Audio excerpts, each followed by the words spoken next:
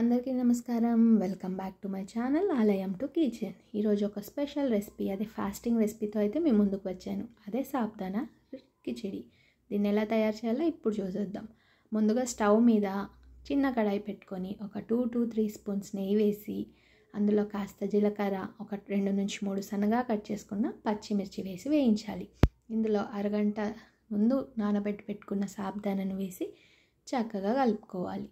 ఇందులో dry roast చేసిన 1/2 cup పల్లీలు వేసి పౌడర్ చేసి దీంట్లో మిక్స్ చేసుకోవాలి. ఇప్పుడు ఒక 1/2 లెమన్ యాడ్ చేసుకోవాలి. మనం తీసుకునే క్వాంటిటీని బట్టి లెమన్ యాడ్ చేసుకోవాలి. ఇప్పుడు ఇది కూడా చక్కగా మిక్స్ చేసుకున్నాక కాస్త ఉప్పు వేయాలి. నేనైతే సైంధవ లవణం వాడుతున్నాను. దీన్ని సైంధవ ఉప్పు అని కూడా అంటారు. ఇది మనకి మార్కెట్లో అవైలబుల్లో ఉంటుంది. నేను ఫాస్టింగ్కి ఇదే ప్రిఫర్ చేస్తాను. అది వేసి చక్కగా లో ఫ్లేమ్లో ఒక 2 minutes ఉంచుకొని సర్వ్ చేసుకుంటే చాలా యమ్మీగా ఉంటుంది, చాలా టేస్టీగా కూడా ఉంటుంది అండ్ హెల్తీ కూడా. సో తప్పకుండా ట్రై చేయండి. అండ్ నా వీడియో కనుక మీకు నచ్చితే please do like, share and subscribe చేయండి. Thank you.